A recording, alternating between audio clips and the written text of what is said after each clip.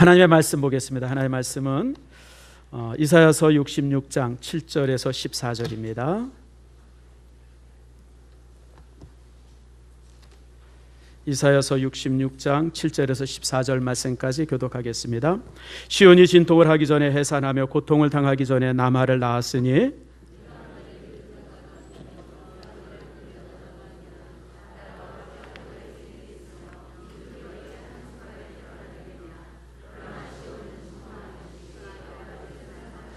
여호와께서 이르시되 내가 아이를 갖도록 하였은즉 해산하게 하지 아니하겠느냐? 네 하나님이 이르시되 나는 해산하게 하는 이인즉 어찌 태를 닫겠느냐 하시니라.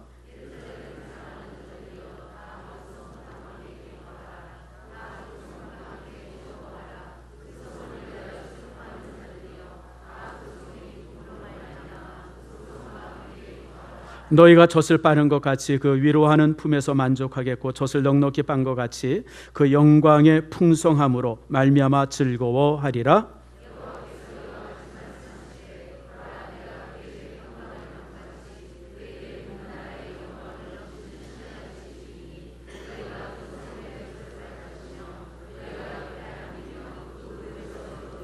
어머니가 자식을 위로함 같이 내가 너희를 위로할 것인즉 너희가 예루살렘에서 위로를 받으리라.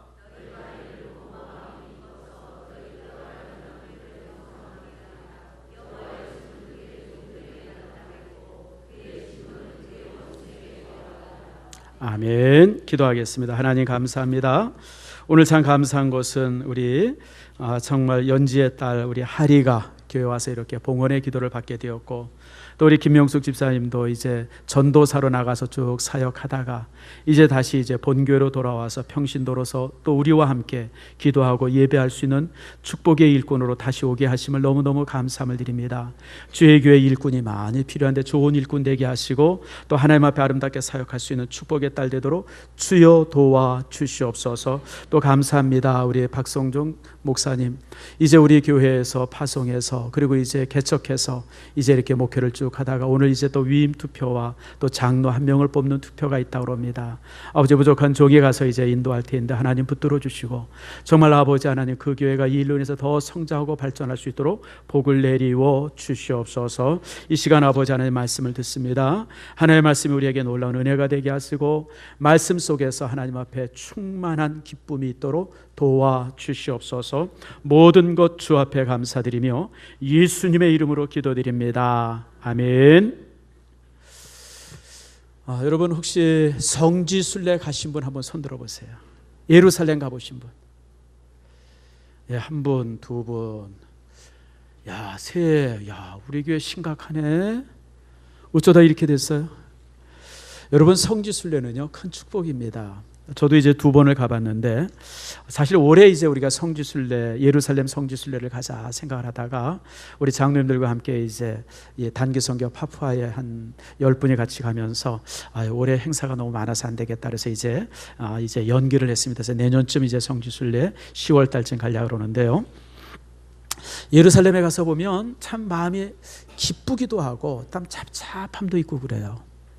우선 마음이 기쁜 것은 예수님이 승천한 자리에 가보고 또 예수님이 십자가에 못 박히신 곳을 보고 또 예수님이 이렇게 설교하셨던 곳을 보고 또 예수님이 걸으셨던 그 거리를 걸어보고 예수님이 배를 타셨던 그 갈릴리 바다를 배를 타고 건너보고 이런 모든 과정이 얼마나 감격인지 몰라요. 여러분들 그런 감격을 맛보기를 축복합니다. 사실은 설교를 듣거나 이러고 그럴 때 성경 얘기가 무슨 옛날 얘기처럼 신화처럼 막 그렇게 들려질 때가 많잖아요.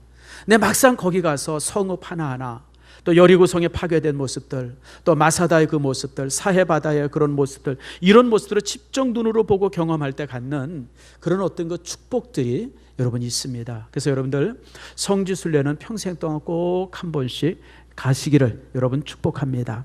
근데 이제 찹찹함이 있어요. 찹찹함은 여러분 도시의 중요한 모든 부분들은 모슬렘이 지배하고 있어요. 성묘교회라는 데가 있습니다. 성묘 거룩한 묘지 교회죠. 예수님의 묘지 위에 교회가 하나 세워져 있습니다. 그래서 성모교회라 그래요. 그래서 그 묘지 위에 이제 예수님이 십자가에 못 박히셨던 그 자리 이렇게 움푹 패여 있는 그 자리가 있어요. 진짜 거기에 못이 박혔는지 안 박혔는지 모르겠대요. 아무튼 그랬대요, 여러분들. 어쨌든 간에 여러분, 신화든 거기가 정확한 장소인지 아닌지는 분명하지 않지만 아무튼 그곳에 이제 고증에 의해 가지고 이제 그 성묘교회가 세워졌고요. 1500년 전에 세워진 교회입니다. 그곳에 세워졌고, 또 이제 그 옆에 또 이제 예수님이 묻혔던 아리마대 요셉의 무덤도 있고.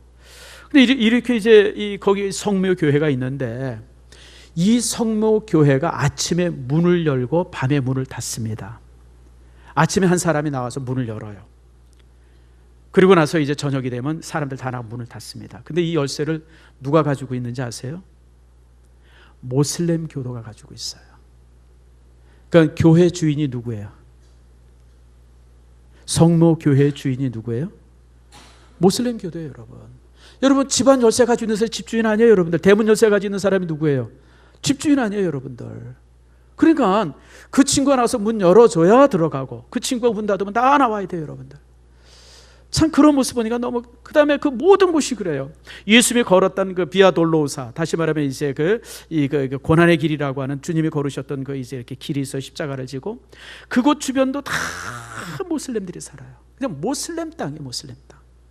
뭐 터키에 있는 7교회는 더더욱 말할 것도 없고 다 모슬렘이 지배하고 있어요. 그러니까 그런 모습을 바라볼 때마다 참 마음이 많이 아파요. 그래서 참 이 예루살렘에 올 때마다 어떤 그 감격과 기쁨도 있지만 그 마음의 좀 아픔도 함께 되어지는 것을 이제 경험하게 되어집니다. 사실 그렇게 되어진 이유가 있습니다. 그 예루살렘이라고 하는 말의 뜻은 평화의 도시라고 하는 뜻입니다. 샬렘이라고 하는 것은 샬롬, 평화라고 하는 뜻이고, 예루라고 하는 것은 이제 도성이라고 하는 것이에요. 땅. 그러니까 이제 예루살렘은 평화의 땅입니다. 근데 이곳은 사실은 평화의 땅이 아니라 가장 많은 전쟁을 했던 땅입니다. 제가 재작년에 읽은 책에 예루살렘이라고 하는 한 600페이지, 700페이지 되는 두꺼운 책이 있는데, 예루살렘 도성에 관한 역사를 처음부터 쭉 기록한 책이에요. 그 책을 읽으면서 제가 놀란 게, 세계에서 가장 많은 전쟁을 했던 도성이 예루살렘이라는 거예요. 예루살렘의 역사는 한 4500년 정도 됩니다. 굉장히 오래된 성읍이죠.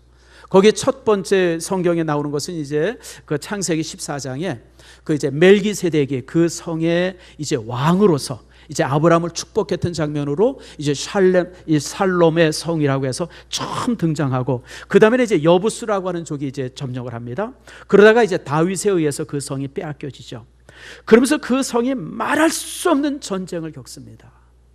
여러분, 이 애굽의 사사왕이 침략했고요. 그 다음에 이제 아수르가 침략했고요. 바벨론이 침략했고요. 알렉산더가 와서 점령하죠. 로마로부터 점령당하죠. 여러분 잘 아는 것처럼 폼페니우스, 이 시저와 함께 삼두 정치를 했던 사람 있죠. 그 사람이 와서 또 점령하죠. 뭐 그것뿐만이 아니에요. 그것뿐만이 아니에요. 여러분, 이 성은요, 특별히 이 예루살렘 성은 이 세 종교의 이 성지입니다. 그러니까 우선 기독교인들의 성지죠. 당연히 그렇죠. 예수님이 십자가에 못 박히셨고 주님이 승천하셨고 최초의 교회가 세워진 장소죠. 그러니까 기독교인의 가장 큰 성지죠. 뭐 유대인들은 말할 것도 없고 그들의 그 영혼의 장소 아닙니까? 유대인들의. 근데 또 하나는 모슬렘 종교의 성지예요. 모슬렘의. 이게 왜 모슬렘의 성지냐면요, 여러분, 우리는 이제 성경을 읽을 때 성경에 이삭을 번제로 드렸다. 누가요? 아브라함이. 그렇게 읽는데 모슬렘들은 그렇게 보지 않습니다. 그거는 성경을 유대인들이 기록해서 그렇게 기록한 거고, 실제로는 이삭을 드린 게 아니라 이스마엘을 드렸다. 그래서 이스마엘이 그 이제 성전의 산 중앙에 돌이 있는데 그 돌에서 이제 이렇게 이 아브라함에게 죽음을 당할 뻔했다는 거예요. 그것이 성지라는 거예요. 그리고 거기에 또 이제 아브라함이 거기 와가지고 뭐 신비하게 무슨 뭐 영적 여행을 했대나. 그래서 거기에 이 큰 그 이제 그 회교 성전을 지었어요. 황금 성전이라고 말합니다. 또 이제 다른 말로 말하면 그 이제 그 오마르라고 하는 왕에 의해서 세워져서 오마르 성전이라고도 그러는데, 이 성전이 그 이제 메카에 있는 그거, 그다음 또 메디나인가 거기에 있고 또 이제 예루살렘에 있고, 이게 이렇게 세 개가 이슬람의 3대 성전이죠. 3대 성전.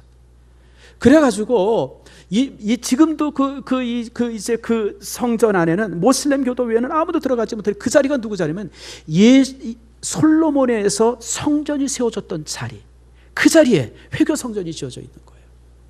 그리고 이제 서북 쪽에 벽이 하나 있는데 그 서북 쪽 벽이 이제 쭉 절벽처럼 되어 있는데 그 절벽 밑에서 유대인들이 이제 그 성전을 바라보면서 거기에서 이제 기도해서 그 벽을 갖다가 통곡의 벽이라고 말해요. 그러니까 여러분, 자 보세요. 정말 그곳은 정말 하나님의 성전이 있던 곳인데 지금 회교 성전이 있죠. 또 이제 성목교회 같은 데서는 정말 예수님이 이게 십자가에 못 박히셨고 묻히셨던 그 자리가 지금 회교인들이 다 그곳에 주인 돼 가지고 있죠. 막 이런 모습 보니까 참 마음이 얼마나 아파요. 막 감격도 있고 감동도 있지만 또 이제 이런 아픔들이 함께 있는 곳이 이제 예루살렘입니다. 특별히 이제 성경에는 예루살렘 그러면 땅을 말하는 것이 아니라 사실은 성전을 표시합니다. 그래서 여러분 우리가 예언서 같은 거 읽어보면 예루살렘이라는 단어가 많이 나오는데 그 예루살렘이라고 나온 단어의 대부분이 뭐냐면 예루살렘 성전을 말합니다. 성전. 그리고 이제 그 예루살렘 그러면 예배를 뜻하기도 하고요. 요한계시록 같은 데 보면 예루살렘 그러면 뭘 말하냐면 하나님의 나라인 천국을 상징합니다. 또 신약 성경이라든지 이곳 여러 곳에서는 예루살렘 그러면 교회를 상징합니다. 오늘 본문의 말씀, 또 본문에는 시온이라고 하는 단어가 나오는데요. 이 시온은 뭐냐면 산 이름입니다. 산. 여러분 모리아산이 나오죠. 아브라함이 이삭을 번제로 드렸던 모리아산. 그 모리아산을 시온산이라고 말합니다. 이 사람들이. 그리고 그 이제 모리아산 위에 시온산 위에 성전이 세워지죠. 그래가지고 이제 그 시온산, 시온 그러면 바로 하나님의 성전이 세워진 산. 그래서 시온이나 예루살렘이나 같이 동의어입니다.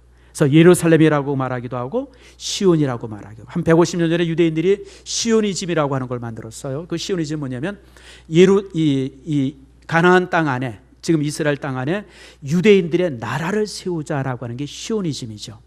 그게 사실은 이제 한 1800년도 초기에 이제 유대인들에 의해서 이제 결성되어지고 그 운동들이 있었는데 그 시오니즘이 그 시온이라고 하는 말이 그 산 이름입니다. 산. 그래서 시온 그러면 그건 예루살렘을 말하고 또 시온 그러면 성전을 말하고 예배를 말하고 또 이제 하나님의 나라를 말한다라고 하는 거 여러분 기억하시길 바랍니다. 자, 그래서 오늘 이 시간에 이제 이 본문의 말씀 우리가 살펴봅시다. 자, 우리 7절 말씀을 함께 읽어봅시다. 시작. 시온은 진통을 하기 전에 해산하며 고통을 당하기 전에 남아를 낳았으니. 여기서 말씀하고 있는 시온이 무엇을 말할까요? 많은 사람들은 이사야 당시에 이 시온은 예루살렘 성전이 다시 회복될 것이다 라고 그렇게 이제 이해를 합니다. 근데 사실 이 시온은 그걸 말하는 게 아니라 초대교회 때 교회가 세워짐을 말합니다.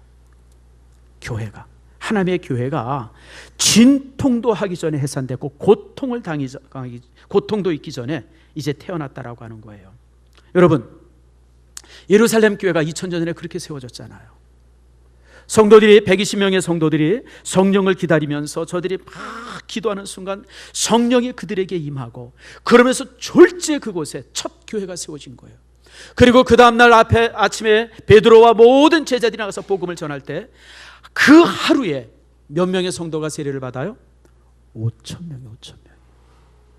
여러분 세상에 이런 일은 없어요. 자, 8절 말씀 보세요. 이러한 일들을 자가 누구이며 이러한 일을 본 자가 누구냐? 나라가 어찌 하루에 생기겠으며 민족이 어찌 한순간에 태어나겠느냐? 여러분, 나라와 민족이 어떻게 한순간에 태어나죠? 그런 건 있을 수 없는 일이잖아요. 한 나라가 만들어지고 한 기관이 만들어질 때는 얼마나 많은 진통이 필요합니까? 수십 년, 수백 년이 걸리잖아요. 근데 하나님의 교회는 며칠 만에 단 하루 만에 태어나죠. 단 하루 만에.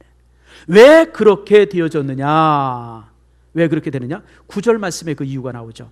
여호와께서 이르되 내가 아이를 갖도록 하였으니 해산하게 하지 아니하겠느냐. 하나님께서 교회가 세워지도록 허락하셨고 하나님께서 그 교회를 세우셨고 하나님께서 그 교회를 보호하고 지키셨기 때문에 교회가 이처럼 하루아침에 세워지게 되어졌다라고 하는 그런 말씀이 7절부터 9절의 말씀입니다. 성도 여러분, 그렇습니다. 하나님의 교회는 이처럼 기적과 같이 하루아침에 세워집니다. 그리고 그 교회가 정말 얼마나 놀랍게 성장합니까? 얼마 되지 않아서 온 유대 땅에 퍼지죠. 사마리아에 퍼지죠. 그 다음에 유럽 전체에 퍼지죠. 그리고 그것이 이제 2000년 후에 우리나라까지 와가지고 지금 우리나라에 얼마나 많은 교회가 세워져 있습니까? 제가 정확히 세보지 못했지만 한 10,000교회 정도가 한 10만 정도의 교회가 있지 않을까 생각을 해요. 뭐 등록된 교회, 등록되지 않은 교회들 다 합하면 그 정도 되지 않을까 생각합니다. 어떤 사람들은 그래요. 교회가 너무 많다고. 여러분, 교회가 많은 게 왜 불평거리가 되어져요? 술집 많은 게 불평거리가 되어져야지. 그래 안 그래요? 여러분 50년 전에 50년이 아니네, 한 80년 전에 김구 선생이 그런 얘기를 하셨어요. 세상을 변화시키려면 그 문제 있는 지역을 변화시키려면 경찰서 하나를 세우는 것보다 교회 하나 세우는 것이 훨씬 더 낫다. 이게 누구냐면 김구 선생 얘기입니다. 범죄가 막 울거려요. 뭐 강도들 있고 도둑놈들 있고 소매치기들 많고 막 그래요. 그곳에 경찰서 세우는 것보다 그곳에 교회를 세우는 것이 훨씬 더 낫다. 누구 얘기라고요? 목사 얘기가 아니라 김구 선생님 얘기예요, 여러분들. 실제 그렇잖아요, 여러분들. 여러분, 이 땅이 저주가 얼마나 깊이 뿌리 내렸던 땅입니까? 저는 지금도 기억나요. 제가 초등학교 다닐 때 저희 동네에 한 150가구 정도 됐었는데 굿이 없었던 적이 없어요. 굿이 항상 어디에서 굿에서 어디선가 매일. 그러니까 우리 어머님은 또 굿구경 다니시느라고, 그냥 그게 옛날 텔레비도 없고 그랬으니까 그냥 굿구경 다니시느라고. 여러분, 그게 우리나라잖아요, 여러분들. 뭐 그것뿐입니까? 술, 담배, 무슨 뭐 첩제도 말할 수 없었죠. 말할 수 없어요. 정말 우리나라는 정말 저주의 덩어리였었어요, 이 민족이. 그런 것이 여러분들, 교회가 들어와서 곳곳에 십자가가 세워지면서 이 땅에 정말 깊이 뿌리 내려졌던 저주의 뿌리들이 뽑아져요. 그래서 대한민국은요, 대한민국의 근대화와 대한민국의 자유는 교회 없이는 그 어느 것도 설명이 되지 않습니다. 여러분 아세요? 우리나라의 여성 참정권이 뭐예요? 투표하는 게 참정권이. 이 참정권이 프랑스보다 앞섰어요, 여러분들. 여러분, 프랑스라고 하는 나라가, 프랑스 나라의 여성 참정권이요, 우리나라보다 뒤집니다, 여러분들. 그러니까 여러분, 교회가 들어오지 않았으면 어림도 없는 일이에요. 지금도 모슬렘권 보세요. 여자들 그냥 부르카라 그냥 시커먼 거 뒤집어 쓰고 말입니다, 그냥. 여러분, 교회가 없으니까 그 사람들은 아직도 그렇게 불쌍하게 살아요. 이번에 인도네시아 가면서 저기 이제 이렇게 그 도시를 봤는데요. 여러분, 이제 인도네시아는 그래도 좀 이렇게 세속적 모슬렘들이에요. 그래서 뭐 이 머리에다 쓰는 히잡이나 쓰고 그러는데, 또 가끔 가다 보면 이 부르카를 뒤집어 쓴 사람들이 있어요. 그냥 시커먼 걸, 그 더운데 시커먼 천을 머리끝에서 발끝까지. 얼마나 저주예요, 여러분들. 땀이 얼마나 나겠어요, 속에서. 아직도 그 사람들이 그렇게 불쌍하게 사는데, 우리나라가 기독교 들어오지 않았어요. 우리나라도 여러분 별반 다르지 않을 거예요. 얼마나 여성들이 천대받았을 것이고, 얼마나 사회가 부패했을 것이고. 그렇죠? 여러분, 교회가 그렇습니다. 왜 이럴 수 있느냐? 교회는 하나님이 세우셨기 때문에 그래요. 하나님께서 말합니다. 나는 산판이라 내가 잉태하게 하겠고 내가 태어나게 할 것이다. 내가 붙들어주고 내가 진도할 것이다.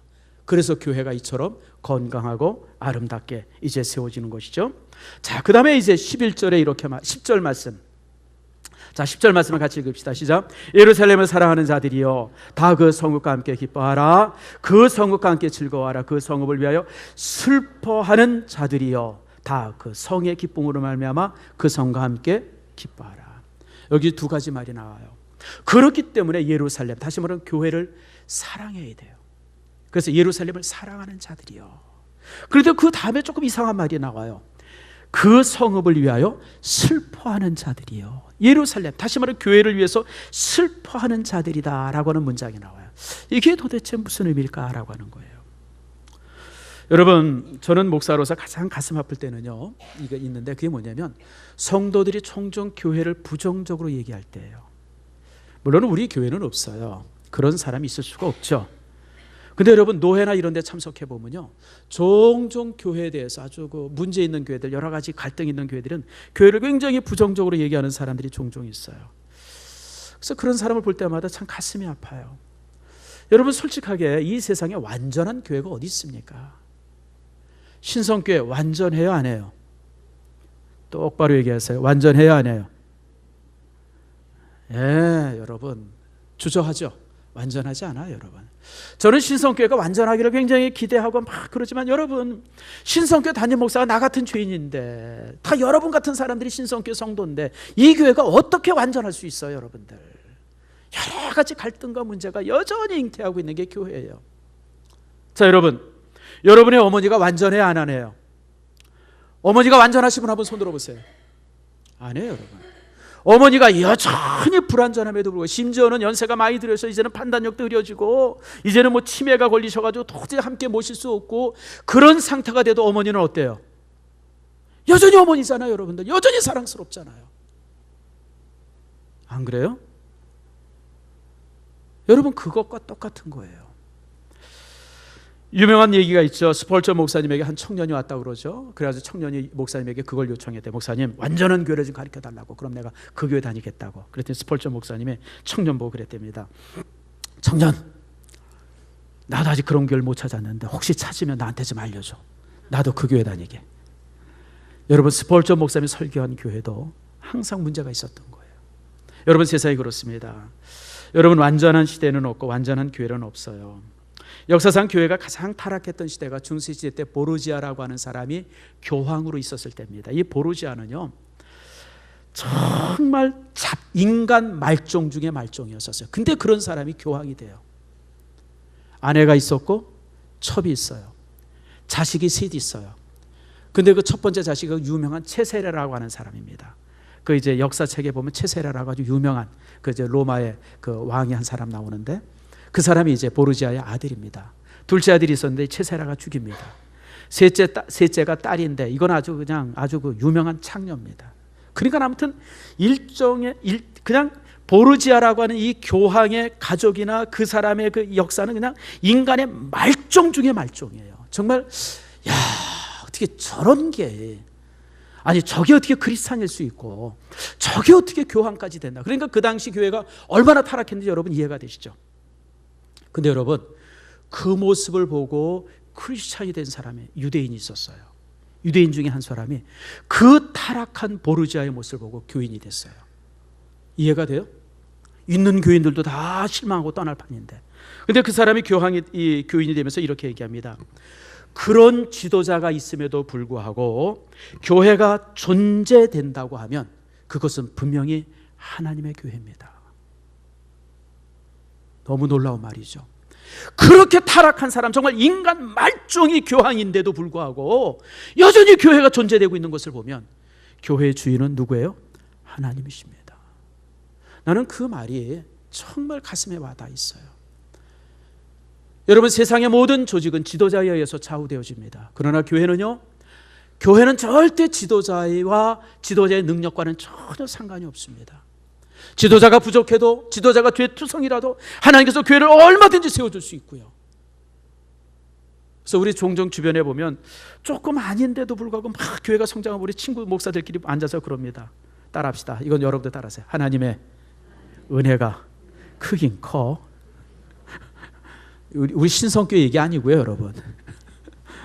여러분 그렇잖아요, 여러분들. 저렇게 부족한데 어떻게 저런 교회가 부흥되나?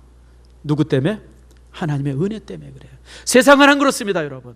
세상은요 얼마나 무시무시합니까? 그 사람의 지도자의 한 사람의 결단과 판단에서 회사가 망하기도 흥하기도 삽시간에 바뀌는데, 교회는 안 그래요.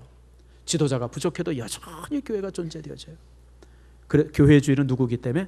하나님이기 때문에 그래요. 저는 목사이기 때문에 이제 응급실을 종종 갈 기회가 있어요. 제가 세브란스 병원 응급실에 한 2번을 갔어요. 한 번은 사고 때문에 가고, 또 누가 입원해가지고 가고. 한 새벽 1시인가 2시에 전화가 왔어요. 목사님, 누가 지금 사고 나가지고 교통사고 나서 세브란스 병원 응급실에 있어요. 그냥 여러분 이유 없이 가야죠. 그래가지고 세브란스 병원 응급실에 이제 갔어요. 여러분, 정말 여러분들이 인생이 무엇인가를 알려면 세브란스 병원 응급실에 가세요. 그것도 새벽 1시나 2시에. 대부분 어떤 사람들이 오냐면요, 사고 당한 사람들이, 이 서울 서쪽에서 사고 당한 사람들이 대부분 그쪽으로 다 옵니다. 야, 여러분 난장판이야. 전쟁터예요, 전쟁터. 그냥 피투성이가 된 사람들이 그냥 뭐 침대에 아니면 복도에 누워 있고요. 그것까진 괜찮아요, 여러분들. 술 취한 사람들이 또 들어오잖아요. 술 취해서 사고 난 사람들이 와가지고 그냥 뭐 닌게로 꽂았다고 집어던지고, 이것들이 지금 사기친다고 그러고 그냥 이거 안 꽂아야 되는데 꽂아가지고 그냥 돈 빼먹으려고 그런다고 그냥 막 주정하고 그냥. 야, 나는 그때 그 모습을 보면서 의사들 월급 많이 줘야 되는구나. 그러면요, 그 사람들 어떻게 해야 돼? 그러면 또 간호사나 의사들이 그 사람들 달래는 거, 달래고 그냥 막 눕히고 그냥 막 옷에 피투성이가. 여러분, 이게 병원이에요. 병원의 아름다움은 응급실이 있기 때문에 아름다운 거예요. 그렇잖아요, 여러분들. 우리가 멀리서 바라볼 때 멀쩡하게 이쁜 건물, 하얀 가운 입고 폼 잡는 간호사들, 그래서 여러분 병원이 아름다운 게 아니에요. 병원 안에 들어가면 응급실이 있고 중환자실이 있고, 거기에 그냥 뭐 줄들을 그냥 20, 30개씩 꽂고 누워있는 환자들이 있고, 그래서 병원이 아름다운 거예요, 여러분들. 그렇잖아요. 병원은 그런 사람들이 있어서 이쁘고 아름다운 거예요. 교회도 마찬가지입니다. 교회는요, 죄인들이 들어오는 곳이고요, 그리고 그렇게 들어온 죄인들이 교회의 외투자락에 싹 숨어서 여전히 죄를 져요. 교회 들어와서 그들이 탁 변하면 얼마나 좋겠어요. 근데 들어와서 그 교회라고는 외투자락에 탁 자신을 감추고 여전히 죄 속에 있어요. 그래가지고 세상 사람부터 비난도 받고 막 그래요. 근데 여러분, 교회라고 하는 곳은 그런 사람이 있음에도 불구하고 여전히 감싸고 있어요. 교회가. 세상에는요, 모든 조직에 자격이라는 게 있어요. 교회는 자격이 없어요, 여러분들. 우리 일산신성교회는요, 그 사람이 세상에서 아무리 비난받고 아무리 이상한 사람이라 할지라도 등록 카드를 내면 그 순간 교회가 성도로 받아들여요. 여러분, 그래서 교회가 아름다운 곳이에요. 아세요? 자격이 없는 사람, 저 사람은 교인대에서는 절대 안 된다고 생각했던 사람도 교회 안에 오면 성도로 받아들이고 그를 품에 안고 그를 감싸 안고 그를 보호하고 지키기 때문에 교회가 아름다운 곳이에요. 교회가 거룩한 사람들이 모이고 성도들의 교제가 정말 이렇게 사랑스럽고 성도들이 정말 거룩하게 서로 간에 나누고 막, 그래서 교회가 아름다운 것 아니에요. 여러분, 그런 교회는 없어요. 솔직하게 제가 얘기할게요. 제가 우리 교회에서 1000년을 목회해도 우리 교회 그렇게 못 만들어요. 그럴 수 없고, 교회가 아름다운 것은 연약하고 부족한 사람들을 교회가 여전히 감싸 안고 있기 때문에 교회는 아름다운 곳이라고 하는 거예요. 한 50년 됐네요. 미국 사회의 가장 큰 문제가 히피였었어요. 50년대, 60년대, 70년대 젊은이들이 다 히피에 빠지잖아요. 근데 이 히피들의 특징이 뭐예요? 세수 안 해요, 목욕 안 해요, 신발 안 신어요, 온몸에서 냄새 펄펄 나요, 공부 안 해요. 교회 들어오면 그냥 맨발 벗고 들어가지고 그냥 온 바닥에 그냥 교회 카페트에 그냥 뭐 흙먼지 그냥 앉으면 그냥 주변에 냄새 펄펄 나요. 그러니까 교회 안에 히피 들어온 것을 교회가 다 거절해요. 못 들어오게 해요. 근데 그 당시에 그 히피들을 받아들인 교회가 있어요. 갈보리 처치라고 척 스미스 목사가 목회하는 교회예요. 그 교회가 히피들을 받아들이기 시작했어요. 우리 하라, 교회 안에 들어와라. 그래서 히피들이 물밀듯이 그 교회에 들어왔어요. 근데 히피들이 뭘 잘해요? 히피들이 잘하는 게 딱 하나 있어요. 뭐죠? 노래를 잘해요. 노래를. 히피들이 음악을 잘해요. 그래가지고 히피들에 의해서 만들어진 음악이 복음송이에요. 작은 불꽃 하나가. 이게 히피들이 만든 음악이에요. 그들이 교회 안에 들어와가지고, 그래가지고 교회 안에서 이제 예수 영접하고, 그리고 자기들이 잘하는 게 노래니까 음악으로 이제 음악하기 시작하면서, 그래서 사실 지금 우리가 부르고 있는 대부분의 오래된 복음송들은 다 히피 출신들이 만든 거예요. 성도 여러분, 교회가 왜 아름답습니까? 교회가 왜 신비스럽습니까? 교회는 그런 사람들을 여전히 품에 안아야 되고 또 안고 있고, 그들을 안는 것을 천직으로 생각하기에 교회가 거룩하고 신비하고 아름다운 곳이에요. 물론 다 그렇지만 않죠. 나쁜 사람만 있는 것 아니라 좋은 사람도 많습니다. 제가 참 좋아하는 이 천주교 교황 중에 한 사람이 그레고리 대제라고 하는 사람이에요. 그 사람은 지금부터 한 1500년 전 사람인데, 그 사람이 로마에서 이제 예배를 집전하다가 소식을 하나 들어요. 무슨 소식이 되냐면 로마에서 굶어 죽는 사람이 있다고 하는 소식을 듣습니다. 그럴 때 이제 그레고리 대제가 자기의 옷을 벗습니다. 예복을 벗어놓고 그가 이렇게 말했다고 합니다. 이 로마에서 굶어 죽는 사람이 있다고 그러면 나는 예배를 집전할 자격이 없습니다. 위대한 사람이죠. 내가 섬기고 있는 이 로마 교구 안에서 굶어 죽는 사람이 있는데 내가 무슨 자격으로 예배를 집전합니까? 여러분, 이런 사람도 있었어요. 그런 사람들이 있었고, 보르지아 같은 사람도 있고, 별별 사람이 다 있으면서 불구하고 교회가 이렇게 아름다운 것은, 여러분들 참 이 교회가 여러분 하나님의 신비함이 있기 때문에 그래요. 특별히 여러분 에베소서 5장 27절 말씀해 보면 그리스도가 생명을 내어 주시기까지 교회를 사랑했다 그러잖아요. 여러분, 교회가 이렇게 아름답고 신비한 것은 일산신성교회 그리스도의 생명값으로 세워졌기 때문에 그래요. 주님의 생명으로 교회를 보호하기 때문에 교회가 여전히 아름다운 겁니다. 그래서 교회의 기쁜 일 안에서 우리가 즐거워하지만 교회가 여러 가지 아픔이 있을 때 그걸 가지고 같이 슬퍼하는 내용들, 그것이 이제 본문의 내용입니다. 그래서 뭐라 그래요? 여러분들 10절 말씀이죠. 교회를 즐거워하는 자들이요, 그리고 그 성을 위해서 슬퍼하는 자들이요. 슬퍼한다고 하는 것은 교회 갖는 아픔을 바라보면서 너무 사랑하기 때문에 슬퍼하는 거예요. 너무 사랑하기 때문에. 여러분, 병든 어머니 바라볼 때 어때요? 젊었을 때 이쁜 엄마가 더 이뻐요? 아니면 병들어서 힘들어 있는 엄마가 더 이뻐요? 여러분 어때요? 나이가 드니까 철이 드는 것 같아요. 옛날에는 그냥 엄마가 뭐라 그러면 자꾸만 그냥 거시기 했는데 요즘은 어머니 볼 때마다 그냥 마음이 항상 짠해요. 얼마나 더 사실까? 더 건강했으면 좋겠는데. 이런 생각들. 아마 이게 철이 들어서 그런 것 같아요. 그래서 내가 그런 마음을 요즘에 가지면서 이게 60 넘으니까 철이 나네. 참 이게 참 거시기하네. 그런 생각이 들어요. 우리 아들놈도 이제 60 넘으면 날 사랑하려나? 여러분, 많은 부모들이 그런 생각하잖아요. 요즘 아들놈들이 아무 대화 안 하잖아요, 여러분들. 근데 이놈들이 나 60 되면, 이제 지들이 60쯤 되면 철나서 나랑 이제 대화 좀 하려나? 그런 생각도 해봅니다. 자, 여러분, 우리가 신앙이 교회를 사랑하다 보면 교회를 향해서 아파해요. 그게 사랑이에요, 여러분들. 미워하는 게 아니라, 뒤에서 그냥 구시렁거리는 게 아니라, 그렇기 때문에 더 사랑하는 거예요. 병원들 중에 종종 공격받는 병원들이 있어요. 뭐냐면 응급 환자가 왔는데 치료할 수 없다고 내보내요. 그래서 길거리에서 죽는 환자들이 종종 있어서 이제 비난받잖아요. 여러분, 응급 환자일수록 병원이 더 감싸 안고 있어야죠. 교회라고 하는 것은 죄인일 때, 연약할 때, 힘들 때, 그가 더 잘못했을 때 더 품에 안고 있는 곳, 그것이 바로 교회예요. 우리 일산신성교회가 진정한 교회됨이 있기를 축복합니다. 그럴 때 주님께서 주시는 축복을 4가지를 말씀하죠. 큰 기쁨을 주시고 위로를 주시며 또 이제 만족과 풍성함을 주시고 평강을 주시겠다고 약속하십니다. 참 여러분, 참 이 귀한 말씀이요.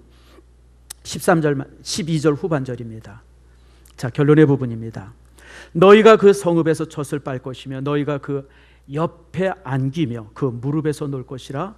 어머니가 자식을 위로함 같이 내가 너희를 위로할 것인즉. 여러분 따라합시다. 교회는 어머니다. 항상 기억하세요. 교회는 어머니예요. 다윗이 예루살렘 성을 점령하고 나서 법궤를 옮겨요. 법궤가 예루살렘 성 안에 들어올 때 다윗이요, 어린아이 같이 뛰놀았다 그래서 이 장면이 오버랩되죠. 지금 어머니의 무릎에서 놀 것이다. 다윗이 법궤가 들어올 때 어린아이 같이 뛰놀았어요. 지금 이 두 장면이 오버랩되고 있어요. 이게 무슨 의미예요? 우리가 생각할 때는 이제 다윗성 안에 법궤가 들어왔다라고 생각하지만 다윗의 믿음은 그게 아니에요. 내 성에 법궤가 들어온 것이 아니라 이 다윗성이 지금 하나님의 품 안에 있게 되어졌다. 이게 다윗의 믿음이에요. 그러니까 법궤가 들어올 때 어린아이 같이 뛰어놓은 거예요. 여러분 다시 한번 말씀드립니다. 다윗성에 법궤가 들어온 게 아니에요. 그래서 다윗성이 이제 법궤를 보호하고 있는 게 아니에요. 그 법궤가 들어옴을 통해서 이제 이 예루살렘 성이 하나님의 품안 속에, 어머니의 품 속에 안기게 되어진 거예요. 이제 예루살렘은 더 이상 나라의 수도가 아니라 어머님의 품이 되어지는 거예요. 그래서 예루살렘이 거룩한 겁니다. 여러분, 우리가 교회를 향한 마음이 여러분들 이렇게 되어지기를 축복합니다. 교회는 건물도 아니고요, 사람도 아니에요. 교회는 어머니예요. 여러분의 영적인 어머니입니다. 신앙의 어머니고요, 삶의 어머니입니다. 이곳에서 오늘 본문에 있는 말씀처럼 젖을 빨기를 축복합니다. 기도를 통해서, 말씀을 통해서 위로받고 그것으로 기쁨을 삼고 그 속에서 정말 평강을 갖는, 그래서 정말 교회가 내 삶 속에 큰 이런 어떤 이 젖이 되어주는, 그 다음에 그 위에서 뛰노세요. 교회가 여러분의 뛰노의 장소가 되어지길 원합니다. 즐거움의 장소가 되어야 돼요. 그럴 때 교회가 참 교회가 되어지고 성도가 참 자녀가 되어줄 수 있습니다. 우리 다 같이 일어나셔서 1장을 찬양합니다.